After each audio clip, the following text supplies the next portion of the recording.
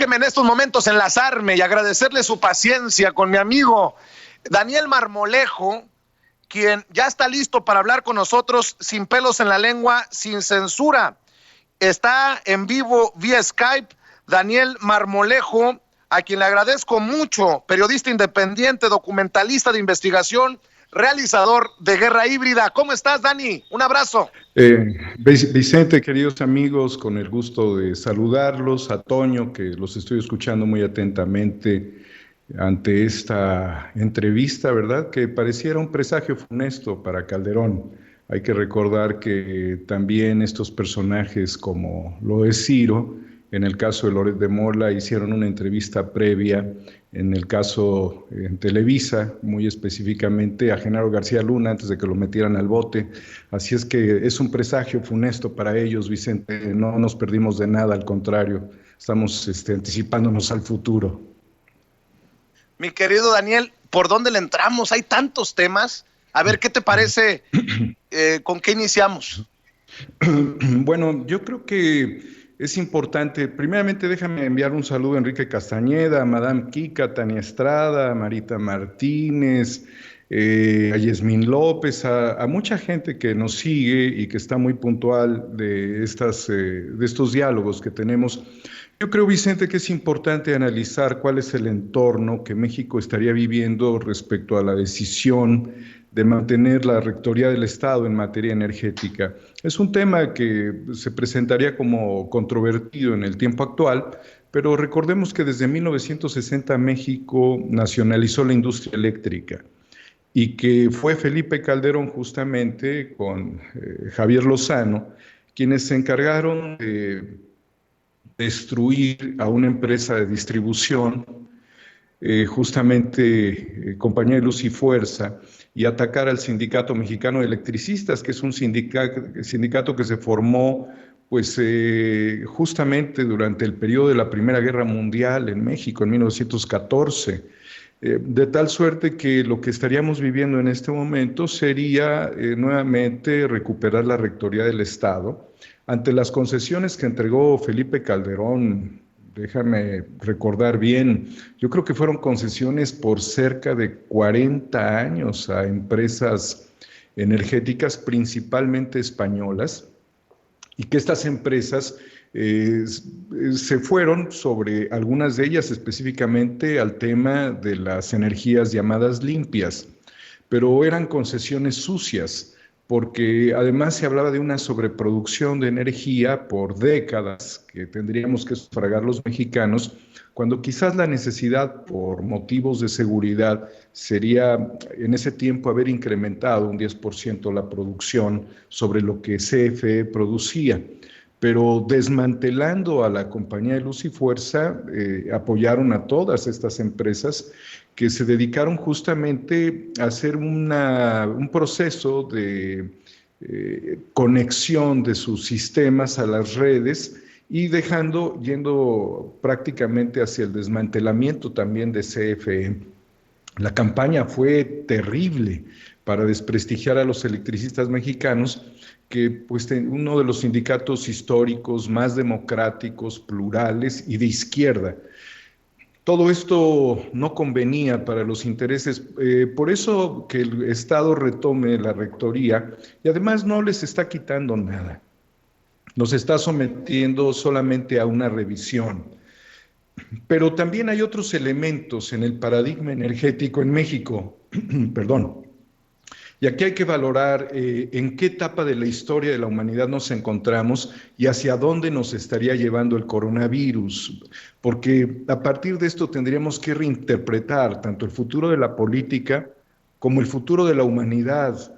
Y yo creo, Vicente, que tendríamos que hacerle caso a algunos filósofos. Específicamente yo hablo del doctor Luis Tamayo Pérez, quien es un filósofo, forma parte de los investigadores mexicanos, quien hace una serie de aportaciones muy valiosas hacia nuestro futuro como sociedad, como humanidad. Hemos discutido, platicado aquí si realmente la huella de carbono se ha logrado reducir dentro de la actividad humana cotidiana. Si revisáramos nuestros teléfonos celulares, pudiéramos darnos cuenta de inmediato si la calidad del aire se ha mejorado o no en los diferentes rincones de nuestro país. Los mexicanos pueden darse cuenta si la calidad es buena o es mala. Si es mala, tendríamos que preguntarnos por qué no se ha terminado de descomprimir la naturaleza de la misma contaminación generada. Y junto con ello, valorar, Vicente y amigos, si realmente la política energética de México es una política de presente y es una política de futuro. De presente lo es. La Rectoría del Estado debe permanecer. La producción energética debe ser una responsabilidad de nuestros gobiernos y también entender que durante el periodo de Calderón esto se fue desmantelando, se creó un fondo para la transición energética de cerca de 1.200 millones de pesos que serían aprovechados esos recursos para la innovación en materia energética. Pero lo que nos queda claro en este momento es que no hay forma de una sustitución plena de las llamadas energías limpias por Claro. la producción tradicional, Vicente. Y en esta lógica de que dependemos de la producción energética, tanto del petróleo como de la electricidad, por los métodos convencionales, que no son necesariamente los más limpios, eh, debe continuar en tanto no logremos completar una cadena de valor dentro de la producción alternativa. ¿Y qué ha pasado con las empresas españolas, amigos, Vicente, que han venido a México a establecer sus estrategias energéticas? Lo primero es de que trajeron mucha tecnología que venían desmantelando en España, por decir algunos casos muy específicos. Lo segundo es que se instalaron en ciertas regiones del país donde garantizaron beneficios para los propietarios originarios de las tierras. Y muchas de estas cosas no se han cumplido. Estas empresas estarían debiendo impuestos a los municipios en la zona de Oaxaca, por ejemplo. Y son miles de millones que han quedado en el vacío porque se han ido a juicios, se han amparado para no pagar impuestos, han llevado a las comunidades a una situación también de incapacidad para la producción agrícola, que era lo tradicional, los hicieron dependientes de una renta y en muchas ocasiones esta renta no ha sido lo suficiente como para que estas familias pudieran sustituir su producción agrícola por estas nuevas producciones energéticas. Hay parques eólicos y parques fotovoltaicos en regiones como Aguascalientes, en Oaxaca se ha dicho, y México es uno de los países más potenciales energéticamente, con nuevos descubrimientos, hay nuevos yacimientos de petróleo. Pero todo esto, Vicente, ¿es el camino del futuro? Esta es la gran pregunta que nos tendríamos que hacer. El que la rectoría energética en la producción eléctrica y petrolera esté garantizada por el Estado y esté comprometido el Estado, ¿es realmente el futuro para México y para la humanidad con este aprovechamiento de las energías a través de la producción contaminante tradicional? Mira, es el día de hoy en el que empresas como BMW, que es el fabricante de vehículos alemanes de los más importantes del mundo, o como Volkswagen, por ejemplo, no logran todavía hacer una sustitución de los vehículos de combustión hacia los nuevos vehículos eléctricos. Incluso están con avances muy importantes, pero todavía no se logra eso. Dependeríamos desde luego de las reservas de litio, que también fueron comprometidas por Peña Nieto, por Calderón, por Fox, todo esto que han venido comprometiendo de recursos del país. Sin embargo, recobrando una visión del futuro, ¿hacia dónde tendríamos que irnos como una nación que ha superado el carbono, que ha superado el petróleo y la producción en masa, y que estaría en una transición dentro de la revolución informática, tecnocientífica, hacia la cuarta revolución industrial, existen 8 puntos que nos plantea en su libro Aprender a Decrecer 2.0 Luis Tamayo Pérez, y te los quiero compartir. El primero es la biomímesis. La biomímesis tiene que ver con la reproducción de la naturaleza. Y esto lo tienen los coreanos muy metido en su mente. Las empresas coreanas, que son líderes incluso en la fabricación de baterías para vehículos como Tesla, y que también en el mercado de la tecnología le compitieron y desbancaron a Japón, y que le han competido furiosamente a China, a pesar de que Corea del Sur es un país muy pequeño. La biomímesis significa reproducir las características de la naturaleza. Me voy a ir a la década de 1990, donde los coreanos decían, donde quiera que vamos, nos inspira lo que vemos. Estas inspiraciones son la base de todo lo que creamos, las ideas que devolvemos al mundo. Entonces, ellos ya tenían el concepto de biomímesis, incluso dentro de los planteamientos tecnológicos. Nosotros en México esto no lo manejamos a nivel industrial y todavía no lo desarrollamos a nivel conceptual, pero ya existen los motores para empezar a generar este tipo de pensamiento. El otro tiene que ver con el principio de la precaución. Y en este caso, si quisiéramos hablar de energías, que son energías limpias, entre comillas, pues está la energía nuclear, que mientras no pase un drama como Chernobyl o Fukushima, la producción bajo control, sometimiento de riesgos, es una producción extraordinaria de energía a través de la energía nuclear. Pero siendo más cautos con la naturaleza, este principio de precaución nos obligaría como humanidad a que todo lo que nosotros podamos generar, producir y transformar tenga una regulación respecto al impacto ambiental. El tercer aspecto es la autocontención y el decrecimiento. Estamos esperando volver a las calles para pisarnos los callos, para reproducir las formas habituales de consumo. Estamos esperando salir para avasallar los espacios públicos de los conciertos. Estamos esperando a salir para agarrarnos a codazos los unos contra los otros en este manejo competitivo al que nos ha obligado el neoliberalismo en nuestro afán individualista de sostenernos y de tomar ventaja. Pues la autocontención y el decrecimiento nos obligaría a que no hay un crecimiento infinito como forma de pensamiento. Sí. Dentro del planeta no podemos irnos como Felipe Calderón pensando que la política siempre le va a dar ventaja. Como industriales no podemos pensar de que podemos destruir a la naturaleza de manera persistente.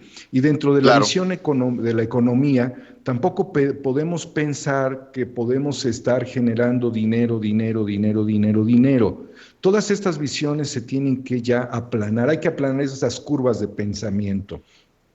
El otro aspecto, el aspecto número 5, es la justicia socioambiental. Nosotros no somos justos con la naturaleza, Vicente. Nosotros somos extractores de la naturaleza y no le devolvemos nada. Es decir, un vehículo puede tener un costo determinado en una agencia, pero no tiene el valor del impacto que le producimos al ambiente. Entonces, la justicia socioambiental tiene que ver también con la relación de las comunidades, por ejemplo, con la mariposa monarca. Tiene que ver con el cuidado, la precaución y la justicia que se hizo para evitar extraer el agua de los cachanillas para enviarla embotellada en cerveza a Estados Unidos, y tiene también que ver con esta contención que iba a ser muy injusta de destruir el medio ambiente con una mina a cielo abierto en Baja California Sur. Entonces, allí hay parámetros que nos obligan a pensar en cómo las comunidades pueden mantener una relación permanente con la naturaleza. El otro es la comprensión de la función exponencial. Tenemos que escapar por momentos de la ruedita del hámster y esto ha sido siempre un modelo de opresión en el que también nosotros estamos sometidos. Hay que bajarle el volumen a la intensidad de la actividad humana por momentos, para poder entonces avanzar al punto número 7, que es la economía solidaria biomimética. La economía solidaria, hemos analizado el tema de las cooperativas, Vicente, como en el caso de la Cruz Azul, y hemos visto que el aspecto convivencial cooperativo es un aspecto de replanteamiento de la economía, de la producción, y por eso es necesario preservar estos modelos humanos, porque la misma naturaleza nos enseña la cooperación que tienen las abejas, que tienen las hormigas, que tienen las hienas incluso. De tal suerte que en la medida en la que nosotros desarrollemos una economía convivencial, solidaria, donde no haya tiranos, donde no haya traiciones, estamos también generando modelos que tienen que ver con producción ambiental y con ecosistemas solidarios, en donde puede haber una distribución de la riqueza pareja y en donde puede haber también préstamos sin interés. Entonces es un desmontaje de la economía y de los conceptos tradicionales de especulación, de enriquecimiento y de tomar ventajas sobre los modelos sociales para privatizarlos. Entonces esta es una visión totalmente positiva de la relación productiva. Nunca nada de esto está alejado del medio ambiente, de la naturaleza y de la relación entre las personas. Por eso el punto número 8 tiene que ver con la conciencia holística. Es aquí donde somos parte del todo, no somos el centro de todo, y nuestros anhelos destructivos y transformadores empiezan a ser moderados por nuestra propia necesidad de no romper ninguno de los 7 paradigmas anteriores.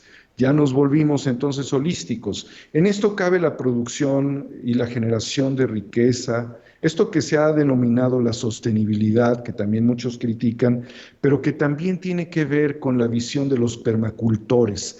De estos, sobre todo, son jóvenes que están pensando en que palabras como medio, pensando en el medio ambiente, deberían de salir del diccionario o dejar de ser utilizados como la manera de apropiarse de las cosas. Es el medio para llegar a, ¿sí? La política es un medio para el enriquecimiento. Quítate de ese concepto, ¿sí? El medio ambiente de mi territorio, eso ya habla de destrucción. Por eso incluso conceptos como recursos también deben de ser atemperados. Entonces no hablamos de medios, de medio ambiente, sino hablamos de entorno ambiental. No hablamos de recursos humanos, sino hablamos de factor humano. Con esto, Vicente, empezamos a trazar ejes muy positivos para escapar de la máquina de vapor. No escapar, nos dejaron enseñanzas, pero gran parte de las enseñanzas que nos dejaron las 3 revoluciones anteriores, las revoluciones industriales y tecnológicas, tienen mucho de destrucción, ¿sí? El motor de combustión, la producción en masa ha sido totalmente desequilibrante. Y si le sumas, por ejemplo, un aspecto fundamental que fue la síntesis química, que debe de llevar más o menos 60 años, que se basa sobre todo en la petroquímica, ha sido la que ha contaminado más, porque muchos de los productos que nosotros utilizamos, no sé, pienso en esta camisa, en este micrófono, van a persistir por siglos, a pesar de que nosotros ya no estemos en el planeta. Y con el modelo de recambio tecnológico, este modelo de consumo también, lo que hoy utilizamos al cabo de 3, de 5 años, deja de tener vigencia. Entonces, todo este modelo de sustitución y de reemplazo, de tirar a la basura, y de no compartir solidariamente y de no fraternizarnos humanamente, es algo que nos está desposeyendo del futuro, porque nos está convirtiendo en los próximos cadáveres, no solamente del coronavirus, Vicente, sino en realidad de nosotros mismos como un factor de destrucción virulento. Así es. Oye, mi querido Daniel,